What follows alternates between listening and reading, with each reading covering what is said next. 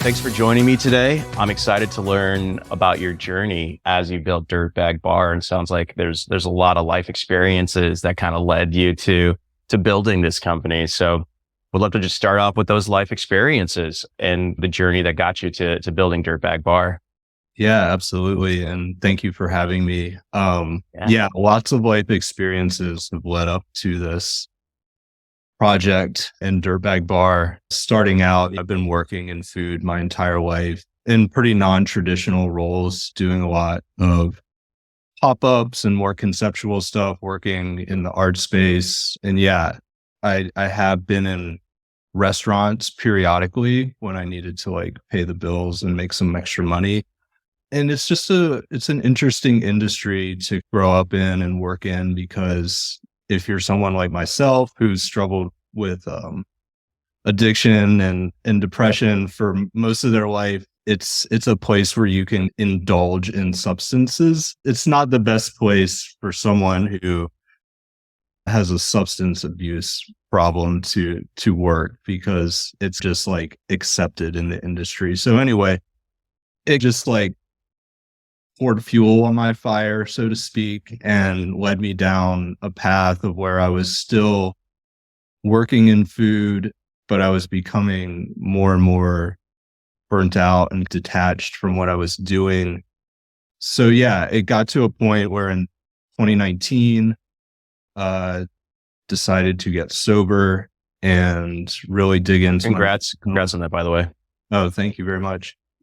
And that just happened to be right before COVID started. So I was running a pop-up food stand at a big outdoor food market in New York, and the market shut down. So I had some extra time on my hands, didn't really have an income, needed to think about what the future of my personal and professional life looked like. So I had been making this snack bar for myself to take to the market. And then I was also taking it out with me if like I was going to go for a run or go hiking or go surfing and stuff like that. I also was giving it to some friends and family, like to try it out. Like I loved it. People liked it. So it became a COVID project, and I started really formalizing the like recipe and trying to figure out the manufacturing component, because a lot of spaces, like shared spaces, were closed at the time. So I looked into the co-packing route and found a really amazing co-packer in California that was willing to work with a small startup project. And so yeah, I started basically commercializing the recipe with them, which means getting it ready to be able to be made on large scale equipment, figuring out like the branding and packaging and all the like fun stuff that comes along with creating a CPG brand. Allows you to flex your creative muscles in those areas, right? Which it sounds like you have a creative background as well.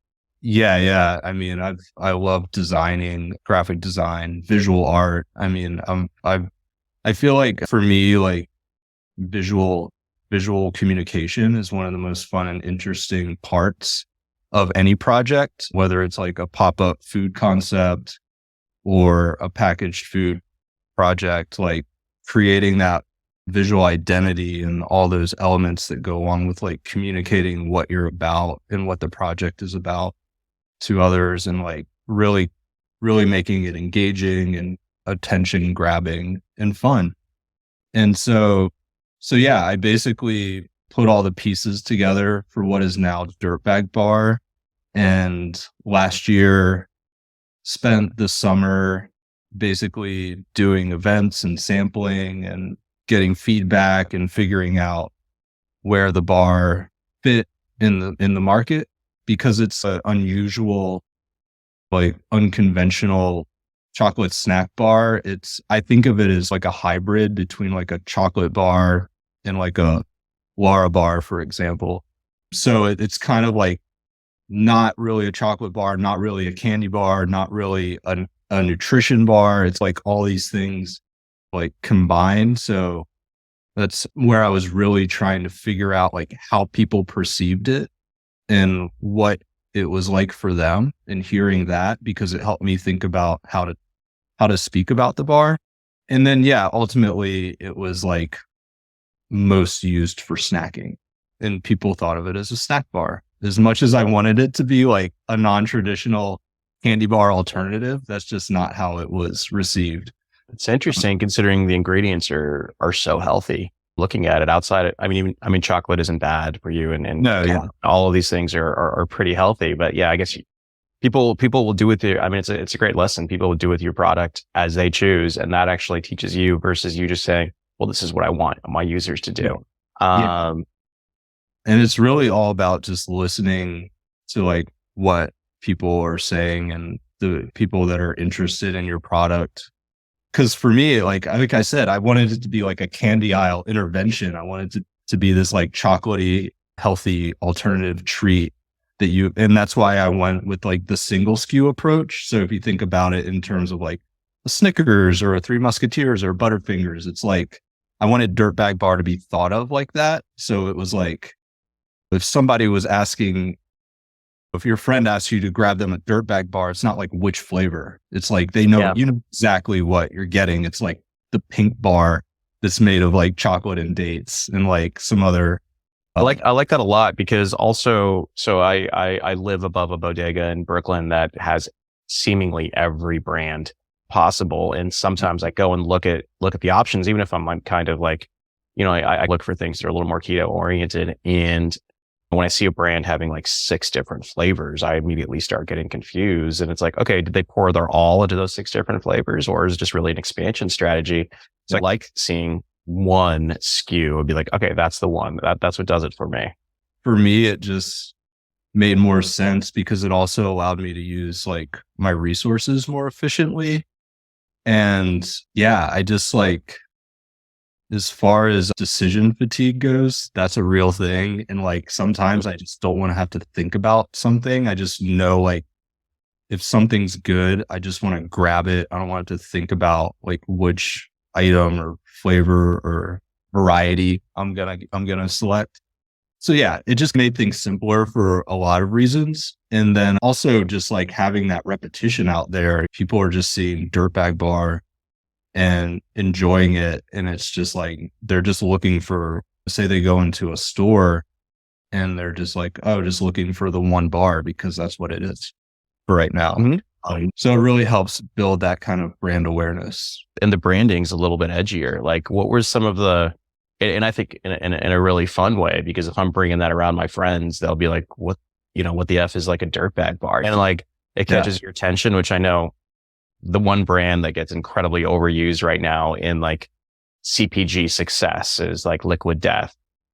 Because they've grown to be so massive, but I don't think the branding is exactly like that, but it grabs attention in the same way. Whereas like the water bottle category was like, it wasn't really fun branding. This is like more fun. And I think when I think of health bars, I can like think of the branding in my head of all of them. And there's a lot of similarities in the way that they try to be like light and simple in terms of what they're putting out, not really trying to narrow their audience too much and just make it really. And I think of like the consumer in my head of those products. And when I think of the Dirtbag Bar, it could be some like a different kind of consumer, which is great. Get your legions of ultra fans versus like trying to be something for everybody. So like, who are your ultra fans these days? What have you learned? Like, of the folks that were like into it and not into it? Yeah. So it really seems to resonate with people that are doing physical activities, like whether that's going to the climbing gym or going hiking or running or in yoga, stuff like that. People that are active, people that are interested in their wellness and their health. And then also like, I think at the end of the day, like people that just want to lead a balanced life where they just want to like take care of themselves physically, but they also want to like indulge and like have things that are more sensory, where it's like really, for the bar, for example, it's just like really chocolatey and indulgent. So it's like that sweet spot between like health and indulgence. And I think that's why people are drawn to it once they taste it. It was like, oh, this, like, I didn't expect this. Like one of the number one things that people would comment on is the texture of the bar. They're like, oh, it's not dry or chewy or rubbery. And so like, I'm like, yeah, because it's like, it's made with just like whole food ingredients, and it's not like pulverized to death and extruded out of a machine. It's like mixed together, rolled out, cut into bars, and it's like treated a little more gently, and it doesn't have like protein powders in it that are going to give it that really chewy, rubbery texture. And so, yeah, going back to the original question, like it was made for people that just enjoy the outdoors and outdoor activities. That was the goal. Is like, take this bar, throw it in your backpack while you're going on a hike, throw it in your chalk bag when you're going to the climbing gym. So you have like a little snack, something like that. And, the term dirtbag, like people that are into outdoor recreation, like they know immediately like what the difference Okay. is. I didn't realize the connection there. All right, cool. Oh yeah. So it goes back to like the golden era of like climbing in Yosemite with like the early days of Patagonia and like all those people that were climbing, and then adjacent to climbing, surfing, skiing. It's like pursuing that lifestyle, like living out of your van, camping, just being like super frugal and minimal in an effort to be able to like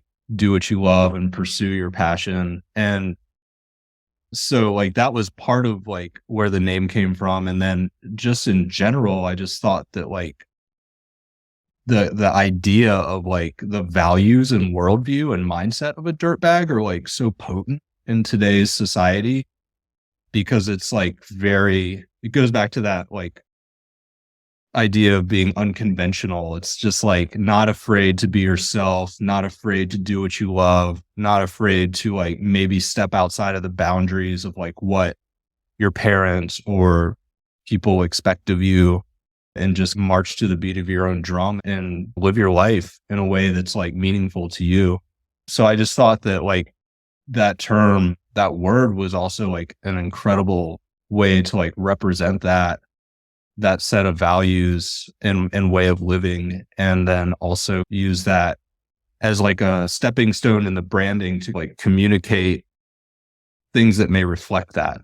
So yeah, and then also like the mental health component and Dirtbag intersect, where like I think access to mental health is access to nature, like having access to nature to be able to go outside, connect with your surroundings, connect with something that's bigger than you, and find the like stillness and peace that like really can only be found in like wide open natural spaces is important for people, just to kind of like, again, maintain that balance in their life. Maybe they're busy working jobs, living in the city, but then on the weekends they can get outside and go do that and have that experience. And I think that like that all is part of the lifestyle, which is reflected in the brand, and the mission for the mental health component is like being outside is really good for your mind and body and your spirit. Yeah, I hear you. As I made the move from California to New York, it's a little bit harder to get that, and I definitely miss it. But of course, I love a lot of other things about being in New York. So how did you choose sort of like the organizations that you would be giving a portion of your proceeds back to? Yeah, for sure. So it all like focuses on access at this point. So like organizations that are working in communities on access issues, because like my long-term goal I would love to be able to provide like micro grants to people that can't afford mental health care, but I can't do it at this point because the project has not gotten to the scale that I need it to. It's like, just imagine if every Snickers that was sold, like 1% of that bar went to mental health nonprofit or that's a good amount of money and resources to be able to like do this kind of work. But now with like the limited resources that I currently have as like a smaller project, the goal is to contribute to other nonprofits and organizations that are doing the work on the community level. So like, for example, one of our first partners is the Red Side Foundation, and they provide no-cost mental health care services to the professional outdoor guiding community. So it's like they're doing the work on the community level. So like my goal is to be able to contribute whatever amount I can from the bar sales, with the minimum being 1% of sales. Amazing. And how'd you And come about them? And how'd you find them? I don't know. They found us. Oh, It was really sweet. random. It just happened to be like really like serendipitous how we met. Their executive director just reached out via email. And yeah, I mean, that's the thing. I was doing so many events, and like I just had the bars out there to anyone that would try them, and just trying to get them out as much as possible. Like you never know like where they'll wind up or who will find them, or and then I think that all led back to like them finding me, and I'm like, oh my God, this couldn't be like more perfect as like a launch partnership, because Dirtbag is very much rooted in like the outdoor space and outdoor recreation. And then Red Side is like right there on the front lines of like providing mental health care services for these guides that can't afford it. And like guiding out in the mountains, in the wilderness, it's intense. You know, you can have lots of things go wrong, emergencies. I was at their annual fundraising event that they did in Idaho a few weeks ago. And like I was just selling bars at the event and just donated all the proceeds to the foundation. But like right behind my tent, they had like a practice helicopter evacuation training for the guides. Like that was a free training to like how to create a landing zone for a helicopter and get someone that was injured out of the wilderness via helicopter. I mean, it was all very real. Just watching like a medical helicopter land in this field right by this beautiful river and whatnot, like the implications of that and like what that meant just like made me like brought tears to my eyes, because of like, you know, if you see that helicopter coming, it's not a good sign. And you know, as someone who has been in like similar situations, like when I was younger, I was in the middle, it was like right on the fringe of like the Chesapeake Bay and the Atlantic Ocean, about an hour out into the water by boat. And like my grandfather died in my arms, had a massive heart attack on the boat when I was 10 years old. My God. Yeah. And so like we're trying to get back to shore as fast as we can. And like Coast Guard is there. And so like I'm very like sensitive to those situations. And I think like part of it just, you know, I really felt that experience that I had when I was younger. And that's a lot of heavy shit to go through for these people, because I know like, I think a lot of my issues came about because I don't ever think I processed that experience, like the Oh trauma yeah. of that experience. And like, and that's why I think like what the Red Side is doing is so important, because when that is probably the worst case scenario, but like helping people that go through these experiences to process stuff like that. So maybe they don't like go down the path of like addiction to escape or numb or try to like forget about that trauma or that situation that happened. You know, at the end of the day, that's why I want to support these organizations and the people that are like providing these services, because I know how important they are to others. Yeah, I love that. And literally, as I'm talking to you, I'm like, fuck, I miss the outdoors. So I need to rent a car and get upstate Yeah. ASAP. Literally just thinking that the last minute. Yeah. Like, I think there's like good hiking up in the Bronx too. There's like some nice trails up there. for sure, there's stuff in New York. It's just, it's a different culture. Yeah. Which it looks like you were in New York for a while too. So you understand. Yeah. We're teenagers. Wow, yeah, you were definitely here then. What cities are your bars being sold in? Like, where can someone go find them? Yeah, right now, mostly in California, LA, and San Francisco, and then some places in between, New York. And then we have Foxtrot coming online soon. Okay.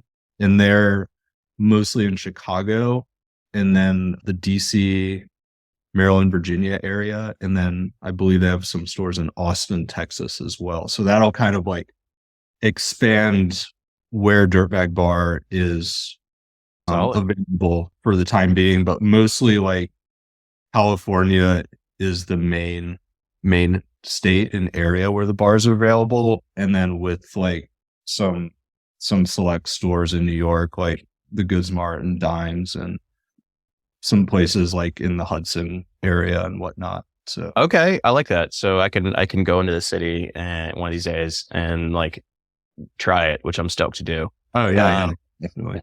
So last question here. What's kind of next? What do you think is like the next couple of years? Yeah. Well, what's next is trying to figure out how to keep things going. Doing packaged food as you grow and scale is very cash intensive. So I'm trying to balance that right now with like not biting off more than I can chew by trying to get into too many stores, and then production doesn't keep up, and then I wind up going out of stock, and then I don't have any inventory, and then the ripple effects of that are not great because sometimes stores will drop you and then you have to reapply to get back into a store, and it's just like a tricky balancing act. And then yeah, like figuring out what Dirtbag Bar, what I want it to be. I mean, I know what it should be. Like I very straightforward. It's a snack bar brand, but like I want it to be so much more than that. So like thinking about other creative ways to use Dirtbag to expand into other spaces, or maybe like for me, it's like a creative practice. And so right now it's just all up in the air. There's a lot of uncertainty. I'm trying to just hold on for the ride. I appreciate the honesty there of like the difficulty of an entrepreneurial journey. As we talked about before the call started here, the recession's a weird time for a lot of people, and everyone's got to get it through one way or another. And it's great that you're contributing back to helping mental health, which I'm sure is taking a hit for a lot of people right now. And speaking of which, I am late for my therapy call. Yeah. So this was an amazing conversation. I really enjoyed it. So thanks a lot for joining me. Oh yeah. Thank you so much for having me. It was great talking to you. For sure. Have a good one.